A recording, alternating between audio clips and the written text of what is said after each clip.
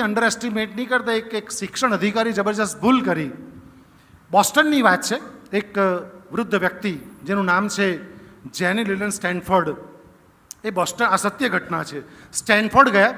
સ્ટેનફોર્ડમાં Harvard યુનિવર્સિટીના અધ્યક્ષને મળવા ગયા. અને અમેરિકામાં તમે જાણો છો કે એપોઇન્ટમેન્ટ લેવી પડે. આ લોકો એપોઇન્ટમેન્ટ નહોતી લીધી, ડાયરેક્ટ મળવા ગયા, કામ હતું એટલા માટે. તો એ લોકો મળવા ગયા તો પેલા એના જે પીએ હતો તેણે કીધું કે સર તમે એપોઇન્ટમેન્ટ લીધી કે અમારે મળવું છે, પ્લીઝ થોડીક 1-2 મિનિટ બી અમને આપશે અધ્યક્ષ હાર્વર્ડ યુનિવર્સિટીના તો અમને આનંદ થશે, અમે મળવા માટે સ્પેશિયલ આવ્યા છે. એટલે પેલા અંદર વાત કરી કે બેસાડી રાખવાની, એમ કે શું કામ છે, કે કોઈ સાદા સીધા કોઈ સિમ્પલ લાગે છે, કોઈ એમ જ માથું ખાવા આવ્યા હશે, આવું એ લોકોએ વિચાર્યું ત્યાં આગળ. એમ એ લોકો 1 કલાક બેઠા, 2 કલાક બેઠા. તો કે દાદા તમારે કશે બીજ જવાનું નથી કે નહીં, મારા અધ્યક્ષને મળીને જ જવું છે.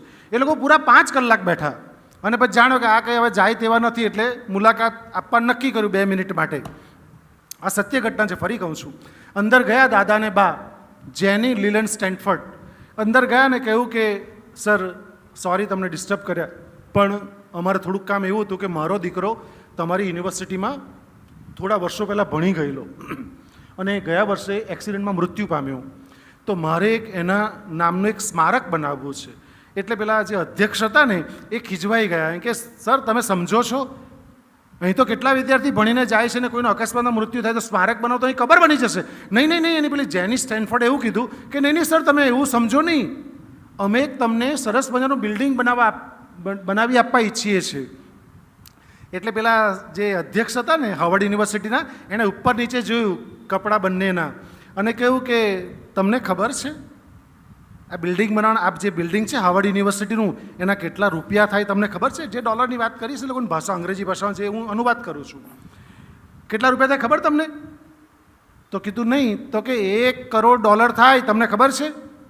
એટલે પેલી જે સ્ત્રી માતા હતી ને એની આંખમાં ચમક આવી ગઈ. એને પતિ તરફ જોયું કે આટલા જ થાય તો આપણે બી કરી શકીએ. એટલે પેલાને લાગી મજાક અધ્યક્ષને. પછી એને ખ્યાલ આવ્યો કે આ તો આપણે તો, પછી જે સ્ત્રી બોલી ને કે આવી એક યુનિવર્સિટી આપણે પોતે ઊભી કરી શકીએ, એમાં શું વાંધો છે? અને પેલા અધ્યક્ષને ખ્યાલ આવ્યો અને એ લોકો ત્યાંથી નીકળી ગયા. એ લોકો સીધા ત્યાંથી બોસ્ટનથી ગયા કેલિફોર્નિયા, પાલો આલ્ટો જગ્યા ઉપર, એ સ્થળ ઉપર ગયા અને ત્યાં આગળ જમીન લીધી અને 1885માં એમણે પોતાના દીકરાના નામે સ્ટેનફોર્ડ યુનિવર્સિટી બનાવી. આજે પણ સ્ટેનફોર્ડ યુનિવર્સિટી વિશ્વની સર્વશ્રેષ્ઠ યુનિવર્સિટીમાંની એક યુનિવર્સિટી છે. 1/10/1891ના દિવસે એનું ઇનોગ્રેશન ફંક્શન થયું. આજે 22-23ના વર્ષમાં 17,000 વિદ્યાર્થી ભણે છે, 2259 પ્રોફેસર છે, 15,324 ક્લર્ક અને બિન શૈક્ષણિક કર્મચારીઓ છે અને વિશ્વની સર્વશ્રેષ્ઠ યુનિવર્સિટી છે. એટલે તમામ દીકરા દીકરીઓને વિનંતી કરું છું કે સાદા સીધા કપડા પરથી ક્યારેય કોઈને અંડર એસ્ટિમેટ કરતા નહીં.